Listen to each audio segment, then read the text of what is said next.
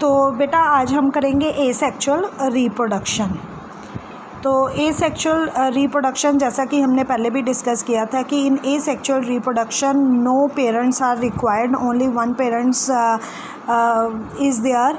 और एक ही पेरेंट में क्या होती है, उसमें डिवीज़न होती है और वही जो है वो यंग वंस को प्रोड्यूस करता है।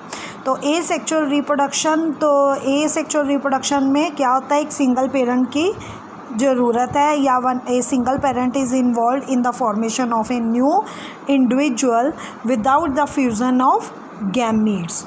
तो अगर आप इसकी डेफिनेशन लिखना चाहते हो तो हम लिख सकते हैं। तो क्या होगा, when formation of new individual with the help of single parent without the fusion of gametes is called as a asexual reproduction. और इसमें बेटा माइटोटिक डिवीज़न होती है। ठीक है, कौन सी डिवीज़न होती है? देखो जो डिवीज़न होती है ना, यानी कि सेल जो है बेटा टू वे से डिवाइड करता है, एक होता है मियोसिस और एक होती है माइटोटिक। तो यहाँ पर जो डिवीज़न होती है ना, that is called as a mitotic division. तो अब हम आगे डिस्कस करेंगे बेटा इनके टाइप्स के बारे में।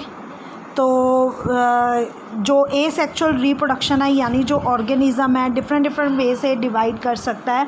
तो इसमें आ जाती है binary fission, multiple fission, budding, spore formation, regeneration, fragmentation and vegetative propagation.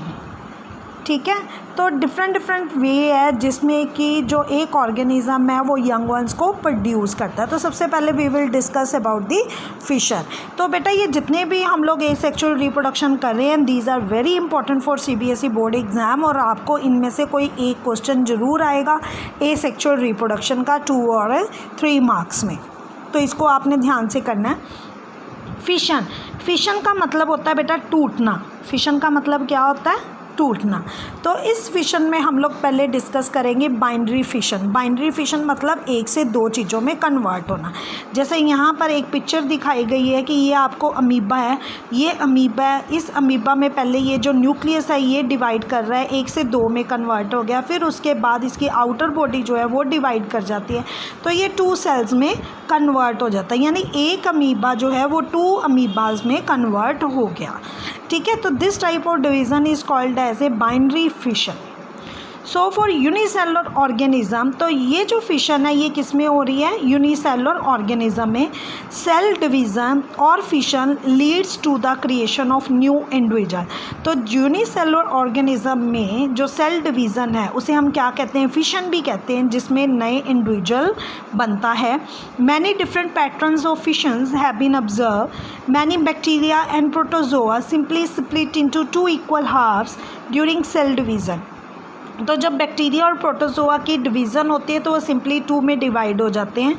In organism amoeba the splitting of 2 cell during division take place in any plane. तो अमीबा आपको पता है शेपलेस है, तो इसमें जो डिवीज़न होती है वो किसी भी प्लेन से हो सकती है।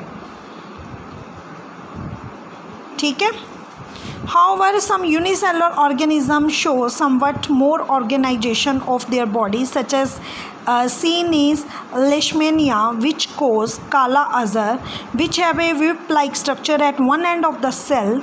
In such organism, binary fissure occur in definite orientation in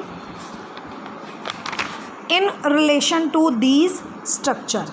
ठीक है, अब ये देखो बेटा, ये आपने वर्ड जो है ये आपने याद करना है, लेशमेनिया।